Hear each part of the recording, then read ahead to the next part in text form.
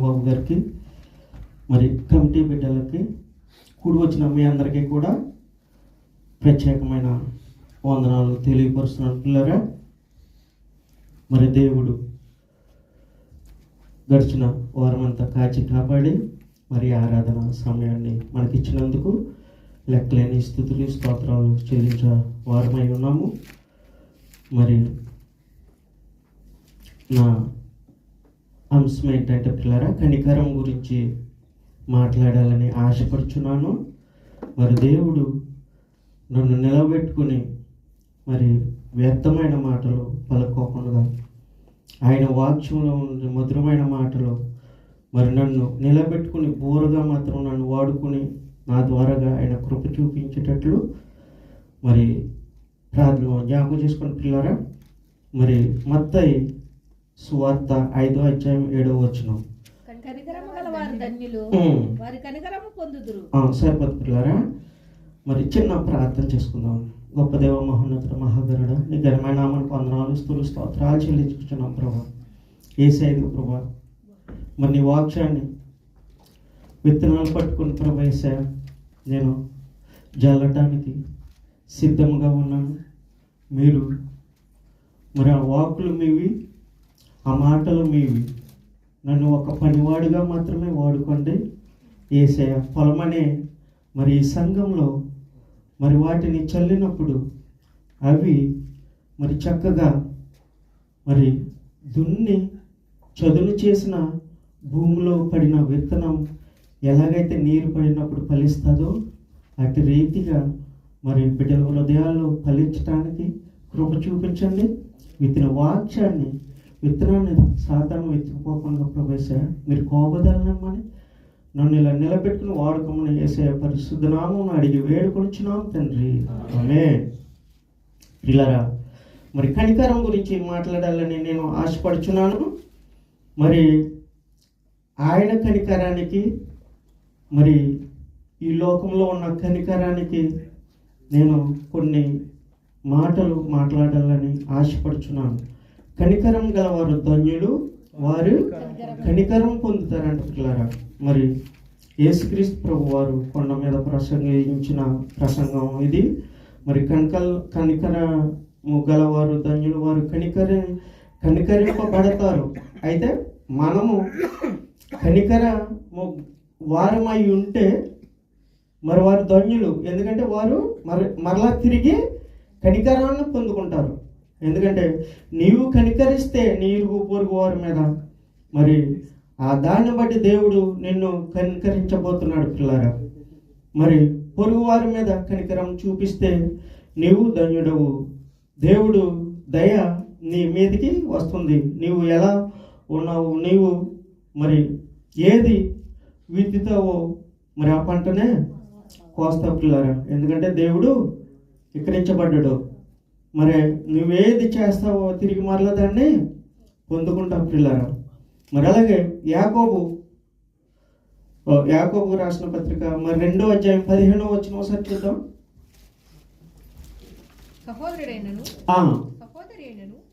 దిగంబరులై ఆనాటికి భోజనం లేక విన్నప్పుడు మీలో ఎవడైనను శరీరమునకు కావలసిన వాటిని ఇయ్యక సమాధానంగా వెళ్ళుడి, చలికాచుకొనుడి, తృప్తి పొందుడని చెప్పిన ఎడల ఏమి ప్రయోజనము? మరి ఇక్కడ కొచ్చునండే, ఇది కొచ్చును. సహోదరుడైనను సహోదరి అయినను దిగంబరులై ఆనాటికి భోజనం లేక ఉన్నప్పుడు మీలో ఎవడైనాను శరీరమునకు కావలసిన వాటిని ఇయ్యక సమాధానంగా వెళ్ళుడి, చలి కాచుకొనుడని తృప్తి పొందిన ఎడల చెప్పిన ఎడల ఏమి ప్రయోజనం? క్వశ్చన్ ఇక్కడ ప్రియులారా. మరి మన పక్కవారు ఎవరైనా ఆకలితో ఉన్నప్పుడు భోజనం పెట్టుకోకుండా బట్టలు లేని వారికి నీవు బట్టలు ఇయ్యకుండా సమాధానంగా వెళ్ళుడి, చలి కాచుకొనుడి అంటే వారి మీద నీవు కనికరం చూపినట్లే, ఖచ్చితంగా చూపినట్లే. మరి మన ఎదురుకుండగా ఎవరన్నా భోజనం లేకుండా మరి వారు బాధపడుతుంటే మరి బట్టలు లేకుండా వారు చలితో మరి బట్టలు లేని వారు దిగంబరులుగా ఉన్నప్పుడు నువ్వు వారిని నీ దగ్గరికి వచ్చి అడిగినప్పుడు, నువ్వు చూస్తున్నప్పుడు అయినా సరే నువ్వు నీ దగ్గరికి వచ్చినప్పుడు నువ్వు సమాధానంగా నువ్వు వెళ్ళి చలి కోసుకో అన్నది మరి అది కనికరపడినట్ల అతని మీద ఇతను ఖచ్చితంగా కాదు.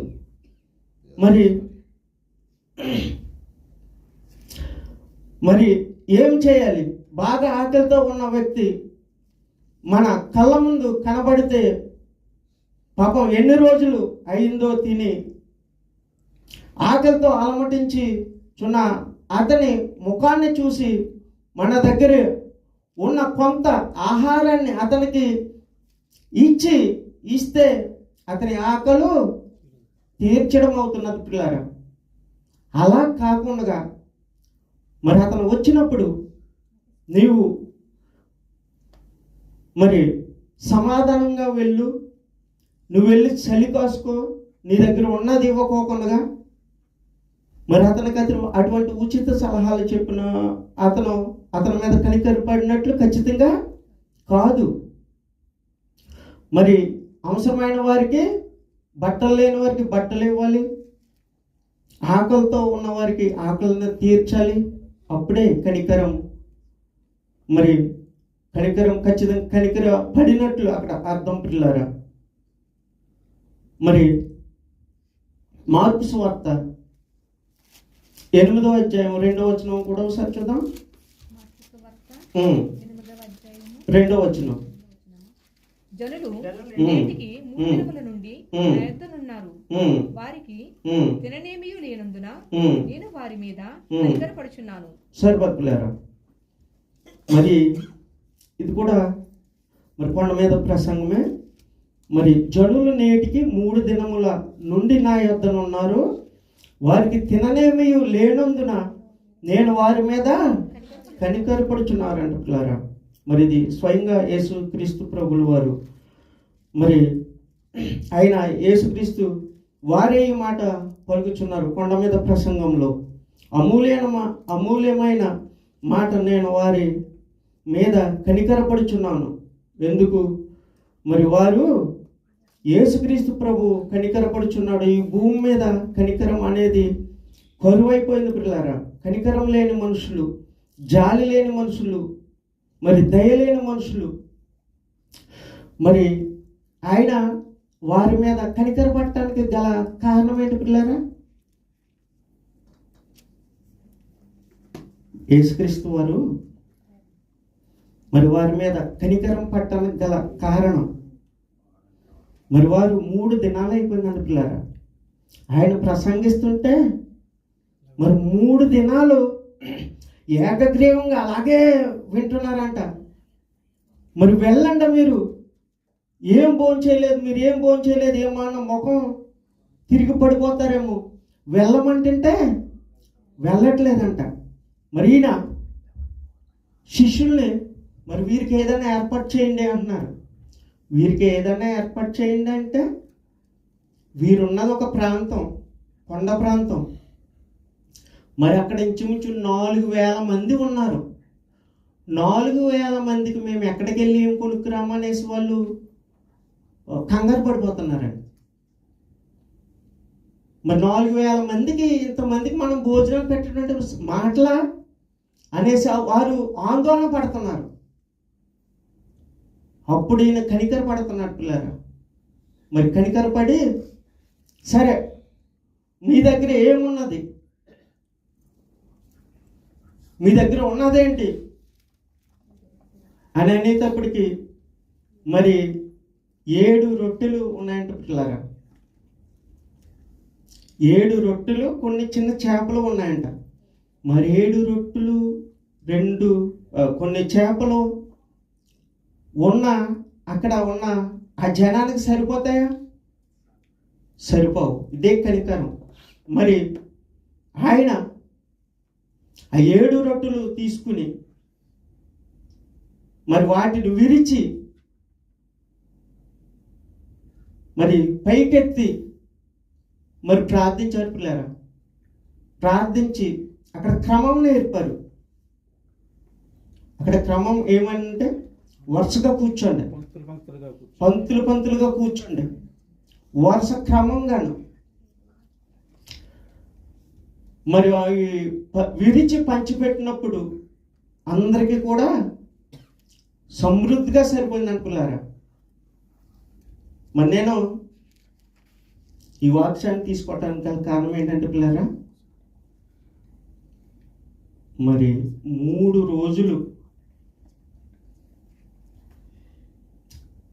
రోజులు అయ్యిందంటండి అక్కడ వాక్యాన్ని పంచిపెట్టడానికి.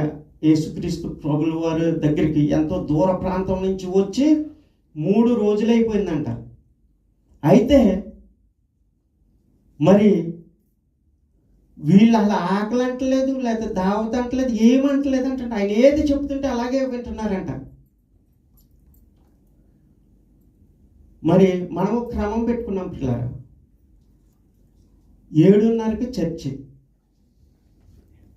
7:30 నుండి 10 గంటల వరకు. మరి ముగింపు సేవకులు 10 గంటలకి క్లోజ్ చేసేయాలి. మరి 10 గంటలకు క్లోజ్ చేయకపోతే ఒక 5 నిమిషాలు 10 నిమిషాలు ఎక్కువ అవుతుంటే మీరు క్లోజ్ చేయట్లేదు అనేసి ఒకరు ముఖం ఒకరు చూసుకుంటున్నారు. ఎందుకంటే క్రమం కాబట్టి, మనం క్రమం పాటించాలి కాబట్టి మీరు ఒకరి ముఖం ఒకరు చూసుకోవటం తప్పు కాదు, నేను తప్పు పట్టట్లేదు ఇది. అయితే మరి సమయానికి 7:30కి వచ్చిన వారు కోపడినా తప్పులేదు. నేను 10:30 దాటి ఎదురుకెళ్తే నాది కూడా తప్పే. మరి ముగింపే మనం క్రమం కావాలి, ముగింపే క్రమం పాటించాలి. ప్రారంభం ఎప్పుడైనా మాకు సంబంధం లేదు అని అంటారా? నేను 7:30కి వచ్చి నేను ఇక్కడ ప్రార్థన చేస్తున్నాను పిల్లరా. నేను మరి నాతోటే మీరు కూడా 7:30కే వస్తే 10 గంటలకి మనం ముగించేసుకుందాం. మరి క్రమం అనేది నేను ఎందుకు చెప్తున్నానంటే 7:30కి స్టార్ట్ అవ్వి 10 గంటలకు క్లోజ్ చేసేసుకుందాం. మీరు దయచేసి అప్పుడు 7:30కి వచ్చిన వారు 10 గంటలకు క్లోజ్ చేయండి అని అడగటానికి కూడా రూలు. ఆ విధంగా ముగింపుని మరి ప్రారంభాన్ని కూడా క్రమంగా పాటించాలని కమిటీ వారికి మరి నాకు మనందరం కూడా అటు రీతిగా క్రమాన్ని పాటించాలని ఆశపడుచున్నాను. మరి ఇక్కడ పంక్తులుగా కూర్చోమన్నప్పుడు చక్కగా కూర్చుని 7 చేపలు, మరి 7 రొట్టెలు, కొన్ని చిన్న చేపలు, 4,000 మందికి మరి దేవుడు పంచిపెట్టడం గొప్ప. అక్కడ ఆ క్రమాన్ని పాటించారు కాబట్టి అంత మెరుకులు జరిగింది పిల్లలు. అక్కడ మరి కనికర పడ్డాడు దేవుడు వారి మీద. ఎందుకు? వారు అసలు వాక్యం వినటంలో వారు ఎక్కడెక్కడి నుంచో దూర ప్రాంతాల నుంచి వచ్చారంట. అసలు మీటింగ్ అయిపోయిన తర్వాత వెళ్ళండి అంటే వెళ్ళలేదంట. అప్పుడు ఆయనకి వారిని చూసి వారి మీద కనికర పడ్డాడంట పిల్లల దేవుడు. అటువంటి కృప, అటువంటి కనికరం మన సంఘం పైనను మన సంఘ కుటుంబాల పైనను దేవుడు బహుగా కుమ్మరించును కాక పిల్లలు. ఎందుకంటే అక్కడ 7 రొట్టెలను, మరి కొన్ని చిన్న చేపలను, 5 రొట్టెలను, కొన్ని చిన్న చేపలను విరిచి ఒకసారి 7 రొట్టెలు తమ్ముడా,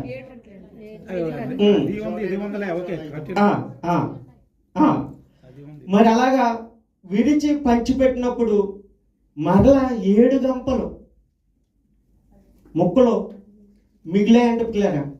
మరి ఎందుకు చేద్దంటే ఇది ఆత్మీయమైన మరి ఆత్మీయ సంబంధమైన మాటలు ఇవి. ఎందుకంటే అక్కడ వారు విచ్చారు లేదనుకోకుండాను. విచ్చిన దాన్ని ఆ 7 రొట్టెలను 4,000 మందికి పంచిపెట్టగా మరలా 7 గంపలు మిగిలాయంట పిల్లారా. మరి దేవునికి ఇచ్చేవారికే తెలిసి ఇది. మరి నిజంగా మీరందరూ కూడా మీరు పని చేసుకుంటూ మరి దేవుని సన్నిధిని పోషిస్తున్నారంటే అందులో ఉన్న మరి గొప్ప మర్మం మీకు తెలుసును కాబట్టే ఇలా దేవుని సన్నిధికి వేస్తున్నారు పిల్లరా. మరి మీ కుటుంబాలను పోషించుకుంటూ మరి బిడ్డలను చదివించుకుంటూ మరి అందులో ఒక భాగంగా దేవుని సన్నిధిని కూడా పోషించాలని యొక్క ఆత్మీయ మర్మం తెలిసిన బిడ్డలైన మీ అందరికీ కూడా దేవుడు ఎలాగైతే మరి ఆ 7 రొట్టెలు కొన్ని చిన్న చేపలని 4,000 మందికి పంచి పెట్టగా మరలా 7 గంపలు ఎలాగైతే మరి మిగిలాయో మరి దేవుని సన్నిధికి ఇచ్చిన మీ కుటుంబాలను కూడా అన్ని రెట్టులుగా దేవుడు దీవించి ఆశీర్వదించునుగాక.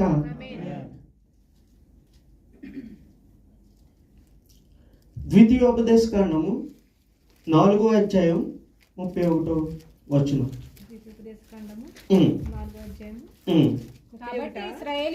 లేదురా 31 4:31.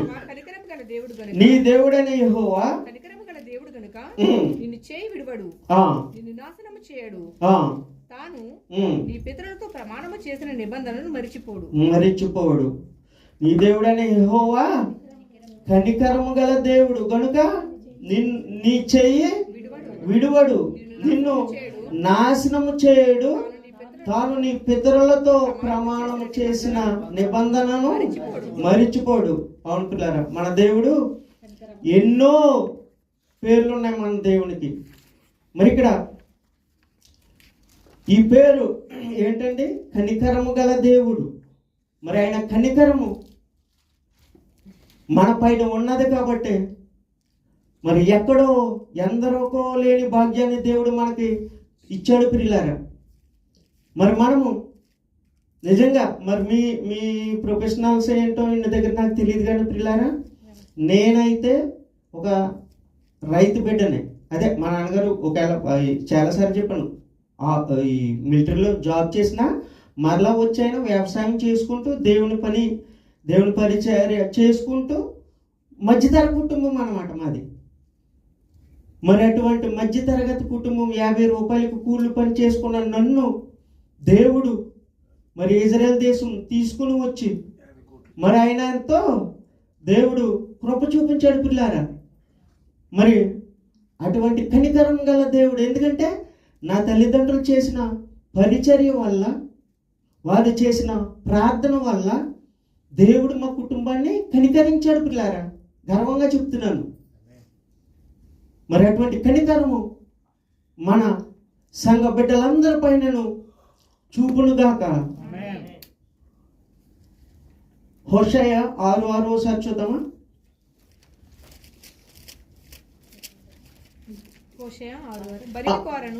నేను బలిని కోరను గాని కనికరమునే కోరుచున్నాను. దహన బలుల కంటే దేవుని గూర్చిన జ్ఞానము నాకు ఇష్టమైనది. అవును పిల్లారా, సరిపోదు. నేను బలిని కోరను గాని కనికరమునే కోరుచున్నాను. దహన బలి కంటే దేవుని గూర్చి జ్ఞానము నాకు ఇష్టమైనది పిల్లారా. మరి ఆయన నిజంగా బలి కోరాడంటే మరి ఎవరు నిలబడతాం పిల్లారు? ఇక్కడ ఆయన నీ మీద నా మీద కనికరం చూపాడు కాబట్టే మరి ఇలా బ్రతికి ఉన్నాము, ఇలాగ మనం పోషించబడుతున్నాము. ఆయన కనికరించాడు కాబట్టి. కనికరం గల దేవుడు మన దేవుడు పిల్లరా. మరి అలాగే 119వ కీర్తన 156వ వచనం చూద్దాం. 19, 156. యెహోవా నీ కనికరములు మితిలేనివి, నీ న్యాయ విధులను బట్టి నన్ను బ్రతికింపు అంటున్నాడు పిల్లరా. మరి ఆయన కనికరాల కంట మితి లేదంట.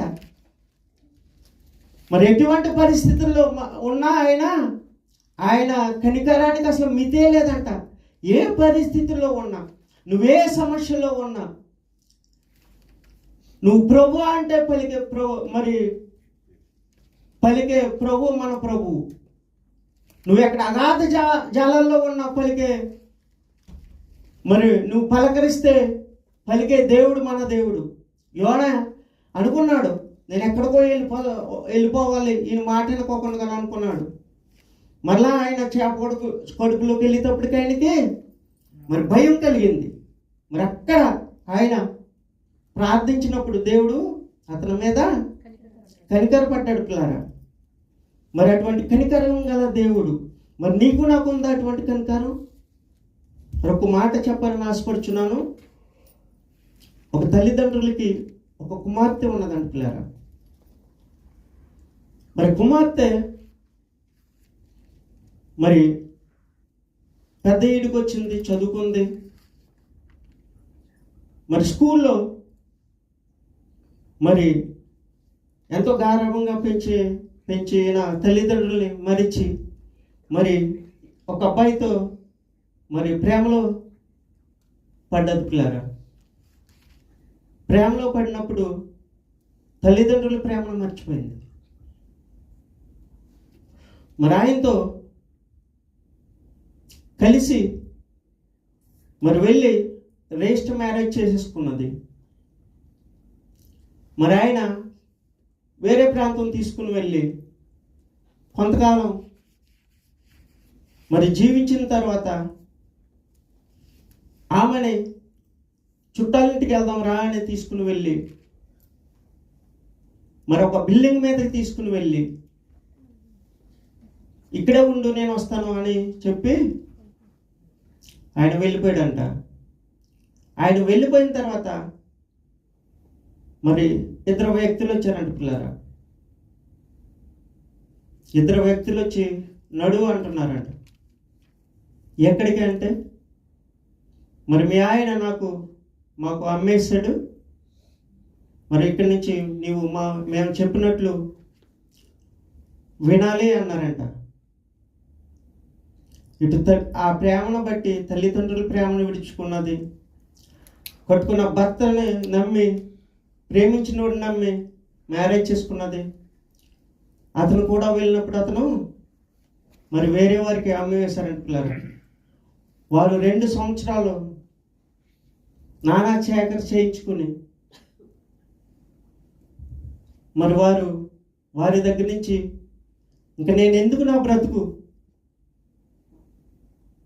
అని అయినా ఒకవేళ లోకంలో దేవుడి కంటే మరి బిడ్డలను ప్రేమించేవారు ఎవరండి?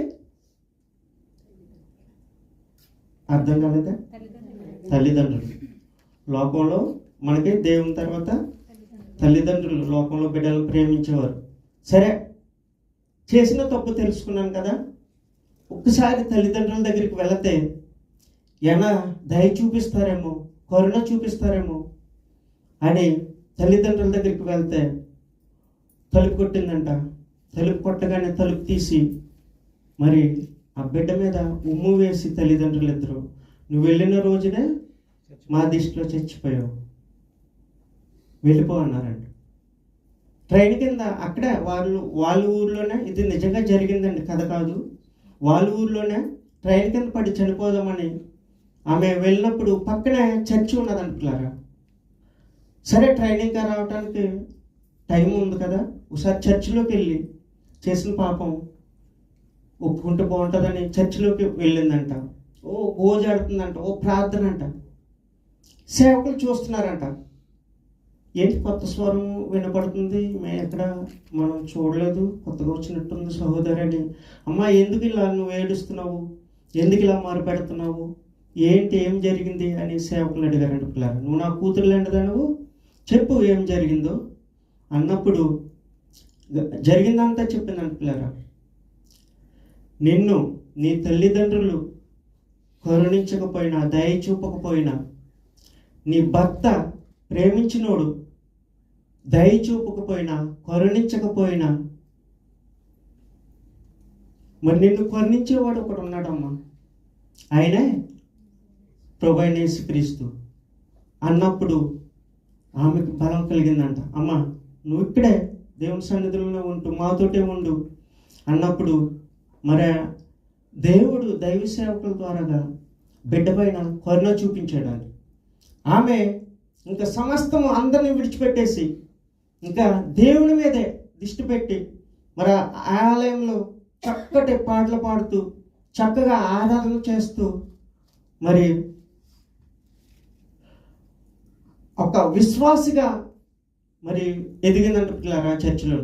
మరి చర్చికి వస్తున్న ఒక యవనస్తుడు, గవర్నమెంట్ జాబ్ చేస్తున్న ఒక యవనస్తుడు మరి పాస్టర్ గారితో మాట్లాడి ఈమెను నేను పెళ్లి చేసుకుంటాను అని అడిగినప్పుడు పాస్టర్ గారు ఎంతో సంతోషపడ్డారంట. సంతోషపడి వారిద్దరికి పెళ్లి చేసినప్పుడు మరి వారిద్దరు బిడ్డలతో కలకల్లాడుతూ ఆ చర్చిలో ఒక మాదిరి కలిగి ఉన్నారంట పిల్లరా. మరి ఇటువంటి సమస్యలు మరి మనలో కానీ మన జీవితాల్లో కానీ లేకపోతే మన బిడ్డల జీవితాల్లో కానీ ఇటువంటిది ఎదురొచ్చినప్పుడు మరి ముళ్ళుల్లో పొడుస్తారు పిల్లరా. మరి ఏదైనా జరిగి తప్పు తెలుసుకుని వచ్చిన వారిని నిజంగా కనికరించే మనసు ఉన్నదా ఈ లోకంలో అంటే ఖచ్చితంగా లేదు. ఎక్కడో వాక్యాన్ని పట్టుకుని వాక్య ప్రకారంగా జీవించే బిడ్డలకే తప్ప లోకంలో ఉన్న వారికి ఇటువంటి కనికరం లేదని ఖచ్చితంగా చెప్పవచ్చు పిల్లరా. ఎంతోమంది తప్పు తెలుసుకుని వచ్చిన వారిని అనేక మాటలతో గుచ్చుతారు పిల్లారా, మనసును గాయపరుస్తారు. అయితే మన దేవుడు కనికరం గల దేవుడు పిల్లారా. మరి అటువంటి కనికరం గల దేవుణ్ణి కలిగి ఉన్న మనం ఎంతో ధన్యులం పిల్లారా. మరి అలాగే 145 కీర్తన 9 చూద్దాం. 145:9. యెహోవా అందరికి ఉపకారి, ఆయన కనికరములు ఆయన సమస్త కార్యముల మీద ఉన్నవి. సరిపత్రులారు. మరి ఆయన యెహోవా అందరికి ఉపకారి, ఆయన కనికరములు ఆయన సమస్త కార్యముల మీద ఉన్నావంట పిల్లారా. మరి సమస్త కార్యాలు మీద ఆయన కనికరము ఉన్నది పిల్లారా. మరి అటువంటి గొప్ప దేవుడు మన దేవుడు. అలాగే 39 ఆదికాండం 39:21 కూడా చూద్దామా. అయితే యెహోవా యేసోపునకు తోడై ఉండి అతని యందు కనికరపడి అతని మీద ఆ చెరసాల యొక్క అధిపతికి కటాక్షము కలిగినట్లు చేసినట్టు పిల్లారా. మరి చెరసాల అధిపతికి కటాక్షం కలిగేటట్లు చేశాడంట దేవుడు, కనికరం గల దేవుడు. మరి ఎప్పుడైతే ఆయన మరి ఆ చెరసాల నుండి ఎప్పుడైతే మరి ఆ కటాక్షం పొంది ఎప్పుడైతే వెళ్ళి ఉన్నాడో మరి ఆ దేశానికే ఒక అధిపతి, ఒక ప్రధానమంత్రి, మరి దేవుడు ఆ కనికరాన్ని చూపించాడు. కాబట్టి నువ్వెక్కడున్నా నువ్వు దేవుని పట్ల విశ్వాసం కలిగి ఉంటే నిన్ను ఎక్కడైనా పైకి లేపగలిగే దేవుడు మన దేవుడు పిల్లారా. అటువంటి గొప్ప దేవుడు మరి ఇజ్రాయెల్ దేశం నుండి మరి ఐగుప్తు దేశంలో మరి ప్రధానమంత్రి అయిన యోసేపు గారిని మనం మాదిరిగా తీసుకోవాలి. ఏంటంటే పిల్లారా, ఆయన అసలు నీతే తప్పలేదు. అసలు మరి ఆమె వయసులో ఉన్నాడు, యజమానురాలు కొన్నేసింది. మరి ఆయన పరిగెట్టాడు పిల్లారా, చెంగు చిరిగిపోయిన ఊడ లాక్కొని పరిగెట్టాడు. నిజంగా ఆయన కమిట్ ఉంటే మరి కొంత యజమానురాలు కనికర పడే ఉండేది ఆయన మీద. అయితే అది మనుషులిచ్చే కనికరం తాత్కాలికం. ఆయన దాని నుండి తప్పించుకున్నాడు కాబట్టి దేవుడు ఆయన కనికరాన్ని ఇచ్చాడు. అది గొప్ప కనికరం పిల్లారా. ఈ మనుషులు ఇచ్చిన కనికరాన్ని కంటే ఆ దేవుడిచ్చే కనికరం గొప్పది. మరి ఆయన గొప్ప ప్రధానమంత్రిగా మరి అక్కడ చూసాం పిల్లారా. అలాగే 2 సమూయేలు మరి 22:51 కూడా ఒకసారి చూద్దామా. సమూయేలుకి రాసిన 22:51. నీవు నియమించిన రాజునకు గొప్ప రక్షణ కలుగజేయువాడవు, అభిషేకించిన దావీదునకు అతని సంతానమునకు నిత్యము కనికరము చూపువాడు. అవును పిల్లారా. మరి నీవు నియమించిన రాజునకు గొప్ప రక్షణ కలుగజేయవాడవు, అభిషేకించిన దావీదునకును అతని సంతానమునకును నిత్యము కనికరము చూపువాడవు. మరి దావీదునే కనికరించాడా దేవుడు అంటే, మరి అభిషేకించిన మరి సౌలును కూడా దేవుడు అనేక సార్లు దావీదు చేతికి అప్పచెప్పినప్పుడు మరి వాక్యం తెలిసిన దావీదు దేవుడి చేత అభిషేకించబడిన సౌలు కాబట్టి మరి ఈయన ప్రాణాన్ని తీయటానికి, దావీదు ప్రాణాన్ని తీయటానికి సౌలు పరిగెడుతున్నాడు. అయితే సౌలు అనేక సార్లు మరి దావీదుకి చిక్కాడు. అయితే దావీదు భయపడ్డాడు పిల్లలారా. ఎందుకంటే దేవుడు అభిషేకించిన మరి ఈయన్ని నేను చంపకూడదని మరి ఆయన భయపడ్డాడు దేవుడు. అందుకే దావీదు సంతానానికి దేవుడు అంత కనికరాన్ని ఇచ్చాడు పిల్లారా. మరి మత్తయి సువార్త 9:36 ఆయన సమూహములను చూచి వారు కాపర్లేని గొర్రెల వలె విసిగి చెదరి ఉన్నందున వారి మీద కనికరపడ్డాడు పిల్లారా.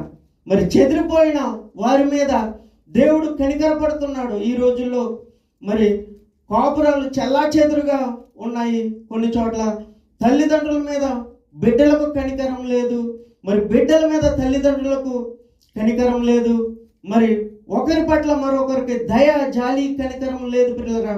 నీవు నీ సహోదరులను పట్ల నీవు దయ జాలి కనికరం చూపకపోతే దేవుడు నీ పట్ల ఎలా చూపుతాడు పిల్లరా? మరి ఆలోచించండి. మనం కనికరం మన సహోదరుల పట్ల, మన కుటుంబీకుల పట్ల మరి మనము వారి మీద మనం కొంచెం పై స్థాయిలో ఉన్నప్పుడు వారి మీద మనం కనికరం పడాలి. మరి కనికరం పడేవారుగా మనం ఉన్నామా? లేం ప్రియులరా. మరి అనేకులు మరి బిడ్డలను పెద్ద పెద్ద చదువులు చదివిస్తున్నారు. మరి బిడ్డలే మా ప్రాణం, బిడ్డలే మాకు సమస్తము అని వారి మీద, బిడ్డల మీద మరి ప్రేమతో మాకు వాళ్ళే మా బిడ్డలు ఉండకూడదు అనేసి ఆసక్తితో మరి వారిని ఎంతో ఎత్తుకు ఎదగాలి, మనకులాగా మన బిడ్డలు ఉండకూడదు, ఇటువంటి మన చేసే పనులు మన పిల్లలు చేయకూడదు అనేసి మరి వారే సమస్తము మనకి అన్నట్లుగా వారిని మనము మరి పెంచుతున్నాం పిల్లరా. అయితే మరి వారికి మన మీద కనికరం ఉంటుందా అంటే అనేక చోట్ల చూస్తున్నాము. మరి బిడ్డల్లో మరి పెద్ద పెద్ద స్థాయికి వెళ్ళి చదివించిన మరి ఇక్కడ కూలి పని చేసుకుని లేకపోతే వేరే వెట్టి గల్ప దేశాలు వెళ్తుంటే ఏంటి పిల్లరా భయంకరమైన మరి ఇక్కడ మన ఇజ్రాయెల్ దేశంలో వీజా పనికి వచ్చామనుకోండి, మనకు నచ్చలేదనుకోండి, మరి వేరే చోటకు వెళ్ళి మళ్ళీ వీజా మార్పించుకునే అవకాశాలు ఉన్నాయి. మరి గల్ఫ్ దేశంలో అంటే మరి వెళ్ళిన కాడే ఉండాలంట, మారటానికి ఉండదంట పిల్లరా. మరి వెళ్ళిన కాడే వాళ్ళు ఏది పెడితే అది తినాలంట, పెట్టకపోయినా వారు చెప్పే పని చెయ్యాలంట. భయంకరమైన బానిసత్వం, మరి కొడతారంట. మరి ఎటువంటి కష్టాలు పడుతున్నాం ఎందుకంటే మన బిడ్డల వరకు, మన బిడ్డలు మనకులాగా ఉండకూడదు, వారిని పై స్థాయికి తీసుకురావాలనే ఒక మరి ఉద్దేశంతో అటువంటి కష్టాలను కూడా మరి మనం పడుతున్నాం. అయితే తీరాబోసి మనం వృద్ధాప్యానికి వచ్చేటప్పటికి మరి వారు మన మీద కనికరపడకోకుండా మరి వృద్ధాశ్రమాల్లో వేసేయటం, లేకపోతే వారిని చూడకపోవటం, లేకపోతే ఎక్కడో వేరే చోట వదిలిపెట్టేయటం అలా చేస్తున్నారు పిల్లలు. కనికరం లేని మరి వారిగా ఉన్నారు బిడ్డలు. మరి మన దేవుడైతే కనికరం గలవాడు మన దేవుడు పిల్లరా. మరి లోకాసు వార్త 15:20 ఒకసారి చూద్దామా? 20. వాడింకా దూరంగా ఉన్నప్పుడు తండ్రి వాడిని చూచి కనికరపడి పరిగెత్తి వాని మెడ మీద పడి ముద్దు పెట్టుకొనెను. అప్పుడు ఆ కుమారుడు అతనితో, తండ్రి నేను పరలోకమునకు ఉమ్. దూరముగాను ఉమ్. నీ ఎదుట పాపము చేసి తిని ఉమ్. ఇక మీదట ఉమ్. నీ కుమారుడని అనిపించుకుంటకు యోగ్యుడను కాను నేను. ఉమ్. అయితే తండ్రి ఉమ్. తన దాసులను చూచి ఉమ్. ప్రశస్త వస్త్రము త్వరగా తెచ్చి ఉమ్. వీనికి కట్టి ఉమ్. వీని చేతికి ఉంగరము పెట్టి ఉమ్. పాదములకు చెప్పులు తొడిగించుడి, ఉమ్. రొబణ దూడను తెచ్చి వధించుడి, ఉమ్. మనం తిని సంతోషపడదము. ఉమ్. ఈ నా కుమారుడు ఉమ్. చనిపోయి మరలా బ్రతికెను, ఉమ్. తప్పిపోయి దొరికినని చెప్పాను. ఉమ్. అంతటా వారు సంతోషపడసాగిరి. సరిపోదు పిల్లరా. మరి వాడింకను దూరంగా ఉన్నప్పుడు తండ్రి వాడిని చూచి ఏం పడ్డాడండి? కనికరపడ్డాడు. అతను దూరంగా ఉండగానే మరి అతను చూచి కనికరపడ్డాడు పిల్లరా. ఇది దేవుని ప్రేమ. మరి కనికరం పడిన తర్వాతే మిగతాయి చేశాడు. అతనికి ప్రశస్త వస్త్రం తొడిగించిన, అతనికి మరి అనేకులను పిలిచి విందు చేసిన, ముందు కుమారుడి మీద తండ్రి కనికరపడ్డాడు. ఇది దేవుని ప్రేమ. మరి అతనైతే వెళ్ళిపోయాడు. నాకేం అక్కర్లేదు, నా ఆస్తి నాకు ఇచ్చేయి అన్నాడు. పట్టుకుపోయాడు. మరి ఎంతో మా ఫ్రెండ్స్ తోటి, వాళ్ళతోటి, వీళ్ళతోటి ఇంకా నాకు సమస్తము నాకు వీరే అనుకున్నాడు. అవన్నీ అయిపోయేటప్పటికి మరి ఇతని మీద కనికరపడేవారు ఎవరన్నా ఉన్నారా? ఇతని దగ్గర తిన్న వాళ్ళే అసలు ఇతను కనపడకుండా పోయారు పిల్లారా. లోక ప్రేమ ఇది. మరి అయితే దేవుని ప్రేమ ఏదండి? అతను ఇంకా వస్తున్నాడంట. ఎందుకు వస్తున్నాడు పిల్లారా ఇతని దగ్గరికి? తండ్రి దగ్గరికి కుమారుడు ఎందుకు వస్తున్నాడు? తండ్రి దగ్గరికి కుమారుడు ఎందుకు వస్తున్నాడు అంటే, నా తండ్రి దగ్గర ఎంతో మంది పనివారు ఉన్నారు. నేను కుమారుడిగా ఉండటానికి నా తండ్రి దగ్గర నేను అర్హత కోల్పోయాను. నేను నా తండ్రి దగ్గరికి ఒక కుమారుడిగా వెళ్ళలేదు, అక్కడికి ఒక పనివాడిగా వస్తున్నాడు. అతని అభిప్రాయం అది కుమారుడిది, ఎందుకంటే చేసిన తప్పు కాబట్టి. అయితే తండ్రికి ఆ ఉద్దేశం లేదు. తండ్రి ఏమంటున్నాడంటే, ఇంకా అక్కడ దూరంగా ఉండగానే మరి పరిగెత్తుకుని వచ్చి కనికరపడి పరిగెత్తుకుని వచ్చి అతను మెడ మీద ముద్దు పెట్టుకుని, అది పిల్లారా దేవుని ప్రేమ. మరి లోక ప్రేమ ఏమున్నదండి? ఉన్నదంతా శుభ్రంగా ఊర్చేశారు, ఎంజాయ్ చేసేసారు. మరి ఆ లోకాశులు లోక యొక్క ప్రేమ, లోక కనికరం అలా ఉంటుంది పిల్లారా. మరి నిజమైన దేవుని ప్రేమ, తండ్రి ప్రేమ. మార్క్స్ వార్త 1:41. 1:41. ఆయన కనికరపడి చెయ్యి చాపి వారిని ముట్టి నాకు ఇష్టమే శుద్ధుడవ కమ్మని వాడితో చెప్పాను. వెంటనే కుష్ఠరోగం వారిని విడిచిన కనుక వాడు శుద్ధుడాయను. సరిపదు పిల్లలు. మరి ఆయన కనికరపడ్డాడంట. మరి కనికరపడి చెయ్యి చాపి వారిని ముట్టి నాకు ఇష్టమే నువ్వు శుద్ధుడు కమ్మని వానితో చెప్పాను. దానికి ముందు 41 ముందు 40 వచనం ఒకసారి చూడండి.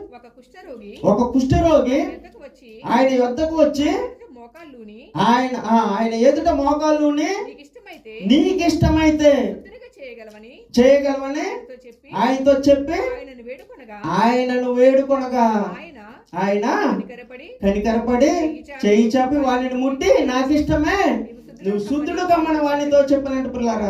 చూసారా పిల్లారా? మరి కుష్ఠరోగిని మరి ఆయన చెయ్యి చాపి వారిని ముట్టాడంట. మరి కుష్ఠరోగులకి ఉన్న కుష్ఠ వ్యాధిని బట్టి మరి లోకము ప్రేమిస్తుందా? ప్రేమించట్లేదు.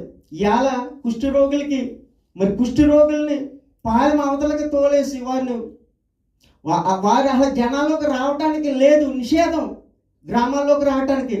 అటువంటి పరిస్థితి నుండి మరి క్రైస్తవులు మరి భారతదేశానికి వచ్చి మరి విలియం కేరీ గారు అనేక సేవకులు వచ్చి మరి మదర్ తెరీసా కూడా వచ్చి మరి కుష్ఠరోగుల్ని ఇలాగ సంకని వారి పక్కన కూర్చొని వారిని నిమిర్చి ఇలాగ తల మీద చేయేసి వారి గాయాలకి మరి ఆయింట్మెంట్ రాసి మరి ఉన్న పరిస్థితులను వారిని ఆ పరిస్థితుల్ని ఎటువంటి పరిస్థితుల నుండి ఎటువంటి పరిస్థితులకి తీసుకొచ్చారు పిల్లారా. మరి వారిని మరి జనాలైతే మరి వారిని ఎల్లగొట్టేసేవారంట. మరి దేవుని ప్రేమ చొప్పున దేవుని కనికరం చొప్పున మరి దేవుని దాసులు వారిని మరి వారి మీద కనికరపడి వారిని శుద్ధి చేశారు పిల్లారా. మరి అదే దీన్ని బట్టే ఆయన కనికరపడి చెయ్యి చాపి వారిని ముట్టి నాకు వారిని ఇష్టమే. ముట్టారంట పిల్లారా. ముట్టి నాకు ఇష్టమే, నువ్వు శుద్ధుడు కమ్మన్నాడు అంట పిల్లారా. మరి అటువంటి గొప్ప దేవుడు, అటువంటి కుష్టు వ్యాధులు లాంటి వ్యాధులు మనలో ఉన్న, ఇటువంటి రోగాలు మనలో ఉన్న రోగుల మీద కనికరపడే దేవుడు మన దేవుడు. అవును పిల్లారా, అంత అటువంటి గొప్ప దేవుడు మన దేవుడు. మరి మత్తయి సువార్త 9వ అధ్యాయం 13వ వచనం కూడా చూద్దామా. మత్తయి సువార్త ఉమ్. 9:13. అయితే నేను పాపులను పిలవవచ్చితిని గాని ఆ, నీతిమంతులను పిలవరాలేదు. ఆ, కనుక ఉమ్, కనికరమునే కోరుచున్నాను గాని ఉమ్, బలిని కోరను ఉమ్. అను ఆయన వాక్యం ఏమిటో మీరు వెళ్ళి నేర్చుకున్నాడని చెప్తుండే అక్కడ ప్రభు అయిన యేసుక్రీస్తు వారు. ఎవరితోటండి మరి అక్కడ వీణ మరి ఏంటి అక్కడ యేసుక్రీస్తు వారు అక్కడ దొంగలతోనూ లేకపోతే అక్కడ పాపులతోనూ వారితో స్నేహం చేస్తున్నాడంట. మరి శాస్త్రులకి పరిచయులకి ఇది ఇష్టం లేదు. నువ్వు బోధకుడుగా నువ్వు చెప్పేవాడుగా ఉన్నావు కదా, లీడర్గా ఉన్నావు కదా. లీడర్ ఎప్పుడు వాళ్ళు అలా ఆర్భటము, వాళ్ళ అంగు, శాస్త్రుల పరిచయులు వారు సపరేట్గా ఉంటారు. అలా నువ్వు ఉండాలి. కానీ నువ్వేంటి వాళ్ళతో కలిసిపోయి వాళ్ళతో భోజనం చేస్తున్నావు అని వాళ్ళ శిష్యుల్ని అడిగి వాళ్ళకి వీళ్ళకి వాదాలు వచ్చినప్పుడు రోగులకే కానీ వైద్యుడు అక్కర్లేదు కదా అని అక్కడ సమాధానం చెప్తున్నాడు పిల్లారా. మరి నేను పాపుల్నే పిలవచ్చిత్తును కానీ నీతిమంతులను కాదని అక్కడ జవాబు చెప్తున్నాడు యేసుక్రీస్తు వారు. మరి సామెతలు 28:13 అతిక్రమమును దాచిపెట్టువాడు వర్ధిల్లడు, వాటిని ఒప్పుకుని విడిచిపెట్టువాడు కనికరం పొందుతాడు అంటున్నారా. మరి మనుషులు మన పాత జీవితాన్ని పూర్తిగా విడిచిపెట్టాలి. ఎప్పుడు అంటే నిజరక్షకుడిని మరి మనం నమ్మి నీటి ద్వారాగా బాప్తిసం తీసుకుని ఎప్పుడైతే మందిరంలోకి వచ్చి ఆయన బలారాధనలో పాల్గొంటున్నామో మరి అప్పుడు మన పాత జీవితాన్ని ఎన్నో గ్యాప్ వస్తుంటాయి, ఎన్నో అవి పొడుస్తూ ఉంటారు. వాటన్నిటిని కూడా విడిచిపెట్టి ఒప్పుకున్నప్పుడు మరలా వాటి వంక చూడకూడదు పిల్లారా.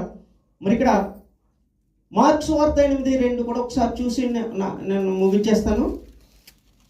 మార్కు సువార్త 8వ అధ్యాయం 2వ వచనం. జనులు నేటికి 3 దినముల నుండి నా యొద్దనున్నారు, వారికి తిననేమీ లేనందున నేను వారి మీద కనికరపడుచున్నాను. సరిపోదు పిల్లారా. ఇక్కడ ప్రజలు దేవునికి దయ లేదా, జాలి లేదా, కరుణ లేదా, కనికరం ఎందుకు చూపాడు అంటే నేటికి 3 దినాలు ఆయన యొద్దనే ఉన్నారంట. మరి మరొక ప్రశ్న, మీకు 7:30 నుంచి స్టార్ట్ అవుతున్న మరి ఈ చర్చి మరి 10 గంటలకు క్లోజ్ చేస్తున్నాం కాబట్టి నేను 10 గంటలకి క్లోజ్ చేయడానికి నేను సిద్ధంగా ఉన్నాను. మీరు కూడా మరి 7:30కి తప్పనిసరిగా రావాలని ప్రేమపూర్వకమైన మనలో తెలియపరుస్తూ దేవుడు మరి ఆ క్రమాన్ని పాటించటంలో వారు ఎలాగైతే మరి 7 రొట్టెలను కొన్ని చిన్న చేపలను వారందరికీ పంచి మరి వారిని ఎలాగైతే ఆశీర్వదించాడో మరి క్రమాన్ని పాటిస్తే మనల్ని కూడా అట్టి రీతిగా దేవుడు మనల్ని మరి వర్ధిల్లింప చేస్తాడు అని ఈ మాటల ద్వారాగా మనము, మన కుటుంబాలు, మన బిడ్డలు, మన సంఘము బహుగా ఆశీర్వదించబడును గాక.